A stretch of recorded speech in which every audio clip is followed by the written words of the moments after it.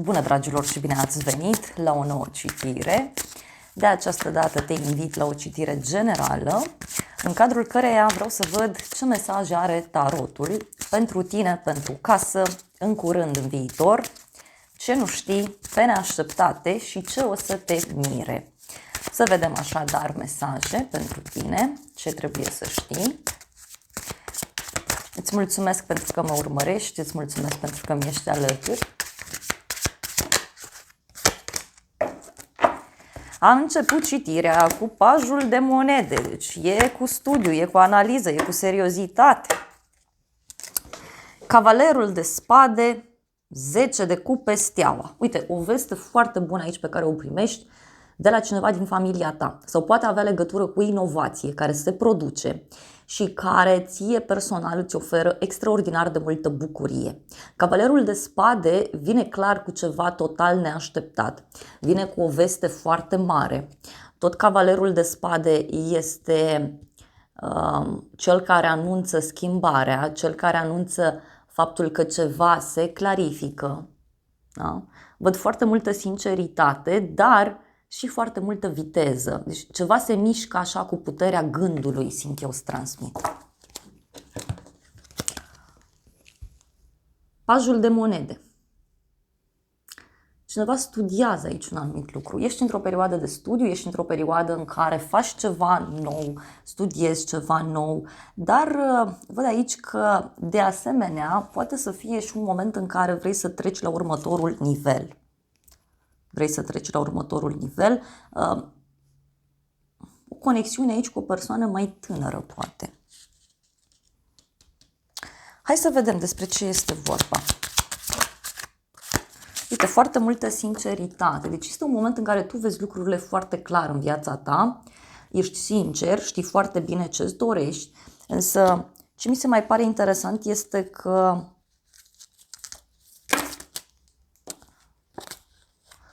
uite, aștepți o veste de la drum sau este o veste care vine către tine, este o soluție care apare.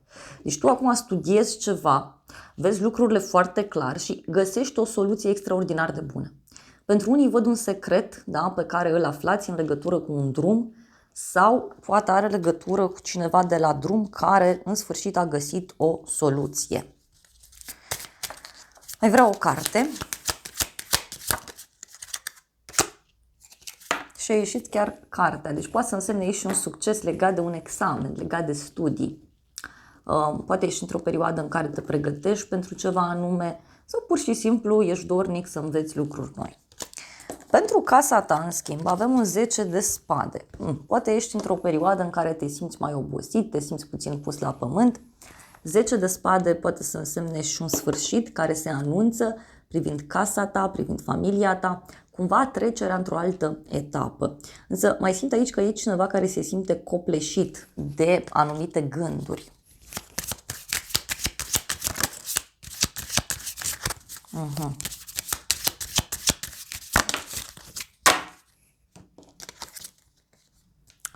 Avem copilul și norii. Pentru unii, nu știu, poate sunteți îngrijorați în legătură cu un copil sau în legătură cu o persoană care se comportă cumva mai imatur. Poate să fie aici, bineînțeles, și o perioadă în care acești nori se duc din viața ta, această întunecime pleacă din viața ta și văd aici un nou început. Pentru că, uite, e vorba de foarte mult noroc pe care îl ai. Unii poate vă concentrați mai mult pe partea profesională și atunci casa și familia este puțin lăsată deoparte. În curând, 2 de monede. În curând văd aici că ești prins între două activități, două persoane, două locuri de muncă. 2 de monede, să știi că înseamnă și un moment în care jonglezi, da, între anumite situații. Poate să fie și un moment în care cineva vine către tine și îți propune ceva, încearcă să te convingă de un anumit lucru. Vești, da, pe care le primești, vești din două părți. Sau te văd aici în curând că stai și cântărești ceva foarte bine, analizezi o situație și văd că dai un răspuns cuiva. Sau te întâlnești cu o persoană și discuți despre două lucruri diferite. Încerci să ajungi la un punct comun. Pentru că avem aici, uite, hotărârea. Deci să iau o hotărâre undeva. Sau în curând va fi nevoie tu să iei o hotărâre. Uite, e ceva legat de un bărbat, o sumă de bani, o surpriză.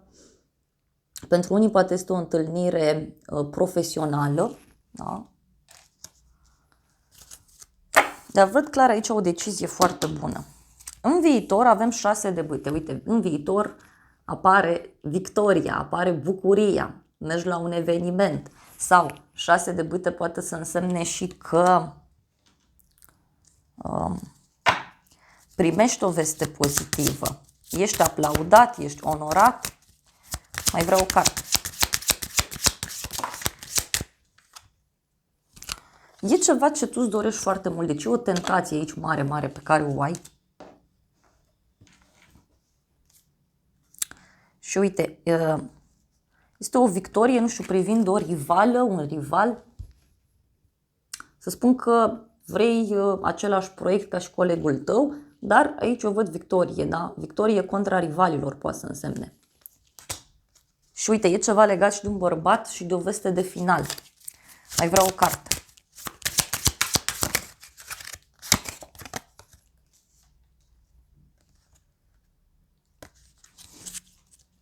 Cineva care e pedepsit aici. Văd eu.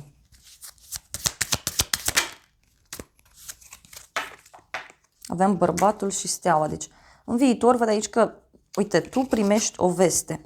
Dar vestea asta are legătură și cu un sacrificiu, are legătură și cu o problemă a cuiva. Ce nu știi tu? Asul de monede. Foarte multe monede, de asta spun că pentru unii parcă are legătură fie cu sănătatea, fie cu banii, fie este vorba despre ceva concret, palpabil. Tu nu știi aici despre o șansă pe care cineva ți-o oferă, poate are legătură cu un nou început, un nou proiect, o firmă, un nou loc. Hai să vedem despre ce este vorba. Ce nu știi tu?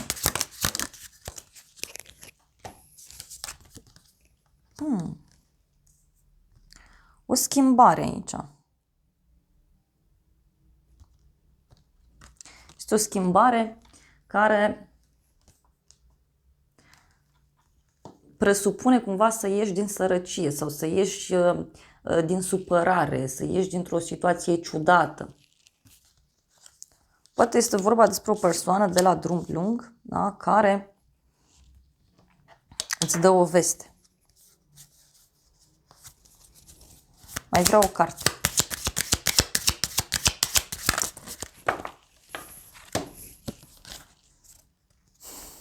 Un sfârșit oficial, din nou.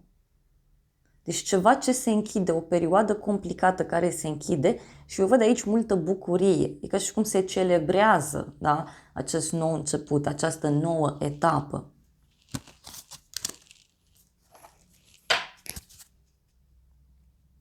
Avem inelul, păsările și coasa și femeia. Deci, poate este vorba despre cineva care îți dă o veste în legătură cu sfârșitul unei relații, în legătură cu sfârșitul unei colaborări, poate. Pe neașteptate, 3 de cupe, pe neașteptate o bucurie mică, o victorie, o mică petrecere. Și când spun asta, poate să însemne și că te vezi cu niște prietene, cu niște oameni dragi. Și stați acolo, discutați, analizați ceva. Dar e o reușită aici privind 3 persoane. Da? Hai să mai vedem despre ce e vorba. Pe neașteptat. O răscruce de drumuri. Na, pe neașteptate, nu știu, să zic că te duci la cumpărături și acolo te întâlnești cu 2 prietene sau cu o prietenă, vă întâlniți.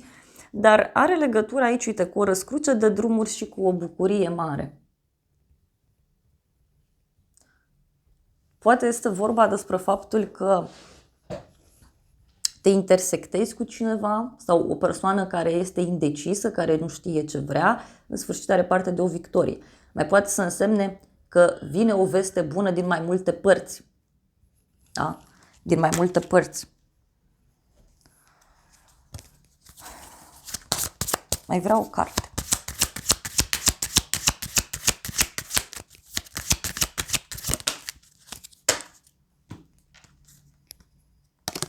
luna pe neașteptat. Deci avem luna și soarele. Din nou, poate să fie vorba despre un cuplu din viața ta sau poate întâlnirea asta are loc la o vreme de seară. Dar avem, uite, din nou, ideea de noroc, fidelitate, relație. Poate primiți o invitație la nuntă undeva. Ce o să te mire? Pajul de spade. Aici vei rămâne surprins de o persoană care este foarte curioasă, vrea să știe tot. Surpriza poate să țină și de un mesaj pe care îl primești, o invitație care apare. Dar vreau să văd despre ce este vorba. Ce o să te mire? Pajul ăsta de spade.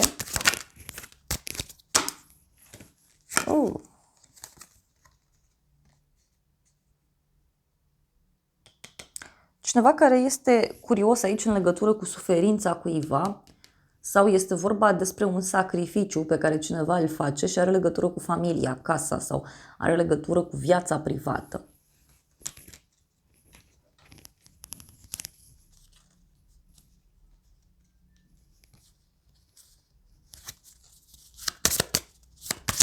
O persoană curioasă care sacrifică ceva.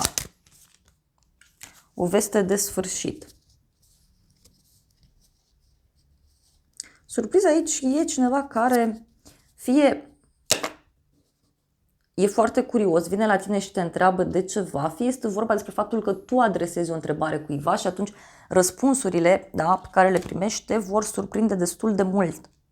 Cineva care caută soluții să rezolve o situație importantă. Pentru unii cred că are legătură și cu partea profesională, dar poate avea legătură și cu un sacrificiu pe care cineva îl face. Hai să vedem despre ce este vorba aici.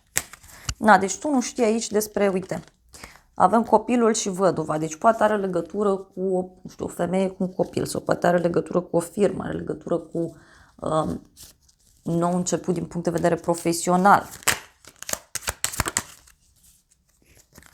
Pe neașteptate, uite, a ieșit cadoul și căsătoria. Pe neașteptate, nu știu, e cineva care îți propune căsătorie sau îți propune ceva stabil.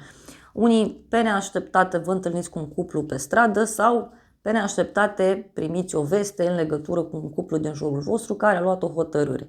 Dar e un cadou aici, e o bucurie mare. Uite, e cu dragoste, cu speranță, e o bucurie neașteptată. Poate să fie un bărbat din casa ta sau un bărbat care este în apropierea casei tale. Ce o să te mire?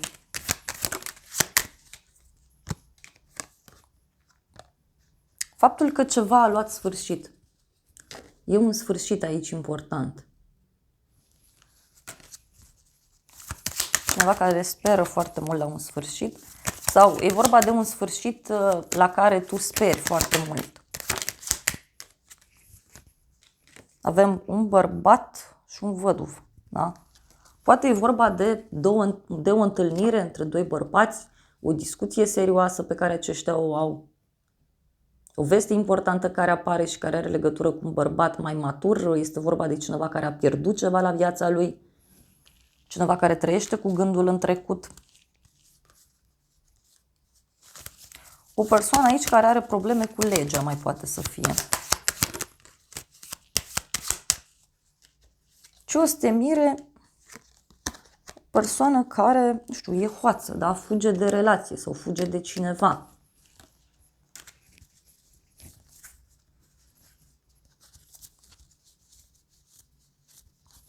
Totuși, eu văd aici, uite, că dacă ești femeie, e vorba despre o bucurie mare pentru sufletul tău. Mesaje.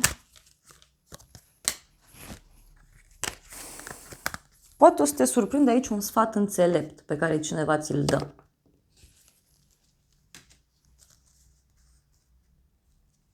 Avem casa, norocul, drumul și întâlnirea. Ei, poate o să te surprinde aici cineva care îți vine în vizită.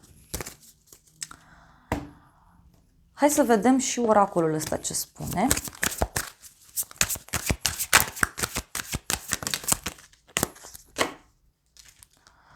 Avem așa, pasiune, chimie.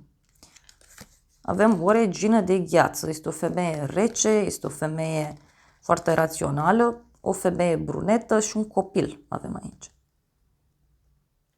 Deci tot mi se accentuează ideea că e ca și cum te întâlnești cu cineva. Mai vreau o carte.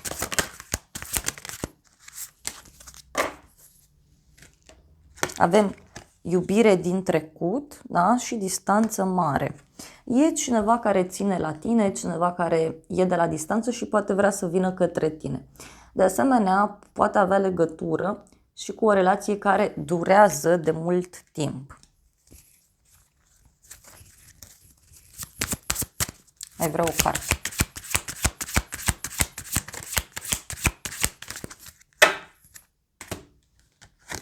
Avem triunghi, alegere, deci din nou ideea aceasta de cumva răscruce de drumuri, alegere. Și avem o nouă iubire sau o persoană necunoscută. Și un cadou. Poate este cineva care îți propune aici un nou început. Sau tu aștepți răspunsuri din mai multe părți și rezolvarea vine de acolo de unde te aștepți mai puțin.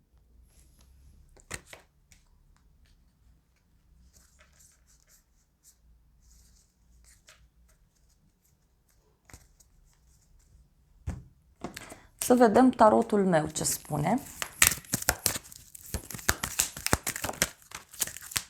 Din nou, bani mulți, cununie, relație și femeie în vârstă.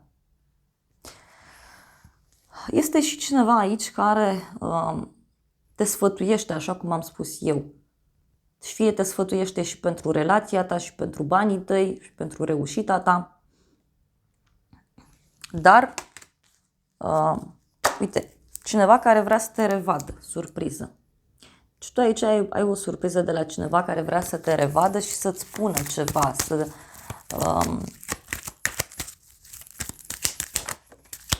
Uite, este o veste bună totuși, da?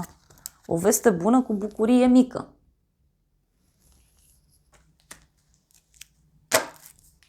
Uite, o întâlnire surpriză. Dar tot eu văd aici pe cineva care fie este foarte sensibil, fie este puțin înlăcrimat. Și văd și un bărbat care ți aduce schimbarea, fie printr-o veste, fie printr-un sfat, printr-o activitate pe care o faci. Vreau un ultim mesaj din partea îngerilor romantici. Avem atracție. Îngerii spun să te bucuri de fiecare moment, să te bucuri de tot ceea ce ai în jurul tău, să apreciezi, să oferi iubire, să rămâi optimist asupra iubirii tale, pentru că această gândire pozitivă te poate ajuta. Și avem decepție, da? Cineva care poartă o mască falsă în relație.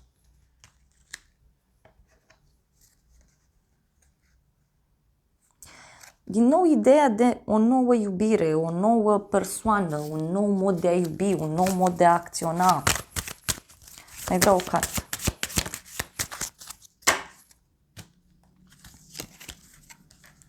Cunoaște-te mai bine cu această persoană. Pe cât te vei cunoaște mai bine cu o persoană, pe atât conexiunea dintre voi devine mult mai puternică. Da? Cu toate că undeva văd eu că cineva parcă nu-și mai dorește relația sau nu mai există atracție acolo. Și avem separare. Da, deci unii e clar aici că auziți de o separare, auziți de un sfârșit, auziți de ceva.